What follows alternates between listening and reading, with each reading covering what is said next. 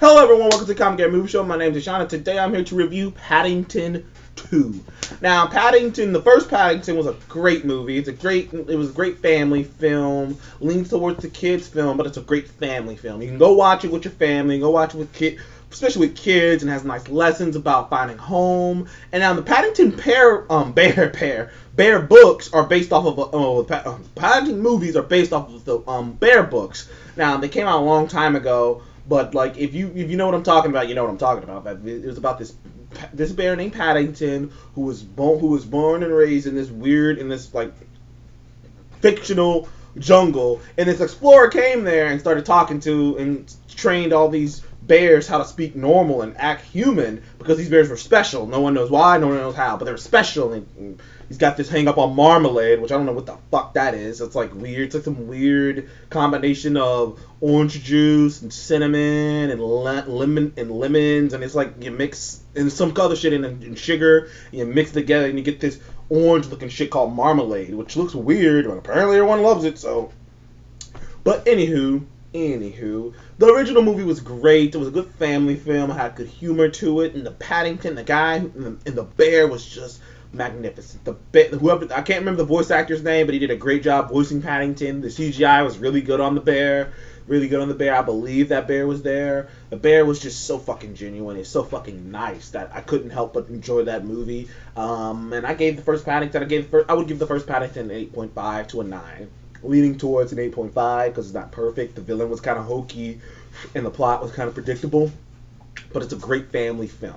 And now here comes Paddington 2, which I didn't know they were making a Paddington 2. Honestly, because I was like, I didn't think enough people saw the original Paddington. Like, I didn't even see it until it was on Netflix, and then I saw it, and I was like, oh, this was a nice movie. I should have saw it when this was a nice little kids movie. This is a nice little movie for the family to go to. It was a good movie with a great message, and like I was like, okay, but I don't know if enough people seen it. Then I see Paddington 2, see a trailer for that months ago, and I was like, okay, so they are doing this Paddington 2 thing, but it wasn't really shown. It was like trailers. Like I had to go on YouTube to find them. They really didn't put a lot of stuff out there till the movie itself came out, and apparently the movie came out like a month ago in the UK and other places before it came out here like a few weeks ago. So that's interesting, but. I go and see Paddington 2 thinking, okay, maybe it's going to be sequelitis. It had a little bit of sequelitis, just a tiny bit. But overall, I'd say it's on par with Paddington, it's probably on par with Paddington, the first Paddington. In my opinion, this movie is the equivalent of John Wick 2 and John Wick. How John Wick was the first time you saw it, so obviously you got this instant connection to it because it's the first time you saw it, and it kind of surprised you how good it was, so you got that surprise factor. And John Wick 2, it's almost just as good as John Wick 1. It's literally neck and neck, but the difference is the dog and the surprise of the movie being that great. But in this one, but in John Wick 2, they bump up the action, so you're getting more badass action, but you don't got the dog, and you're not surprised that it's good because you expected it to be good. So you kind of think the first one was better. And this is the same thing applies to Paddington 2. It's a extended version of Paddington 1. Like, and you know what I love too is that all the family members have something going on. Everyone is doing something. Everyone has their own thing going on.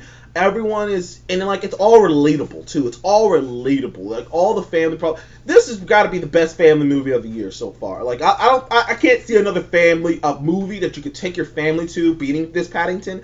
I'd probably give the same score as the first one, an 8.5. It had some great gags. It had some. And the villain, you know what? I'll give it a 9. I'm giving this one a 9. You know why I'm going to give this a 9? Because the villain in this one was much better than the villain in the original Paddington. The original Paddington villain wasn't bad, but she was a little hokey. I mean, it worked. It didn't take anything away from the movie. Well, it took a little bit away from the movie because she could have been better. But this one adds to the movie. He's an interesting character indeed. And you can just tell that actor who was playing him was having a blast.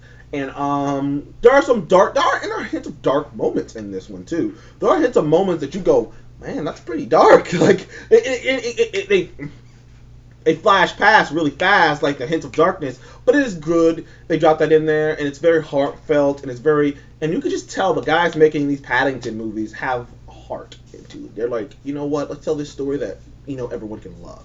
Because like those movies, because like the Paddington movies to me feel like a nice warm, like you put on a nice warm jacket, dude. And that's what they feel like. It's warm, it's comforting, it's you're not free. It's just this nice warm jacket. And Paddington 2 was no exception. It was a great movie, great family film. You should go out and see it. I'd probably take if I had a kid, I'd probably take him to go see this over freaking like something like Boss Baby or something stupid like Captain Underpants. No, this is a good family film with a great message, and I hope they come up with a third one. Now if they gotta keep this up, hell, I think it has 100% on Rotten Tomatoes if I'm not mistaken. 100%. That's fucking nuts. It's hard to be critical about that movie. And this is another time right there it's hard to be critical about. So thank you for joining me on the Copy and Movie Show. Please remember to like and subscribe, and I'll see you in the next one.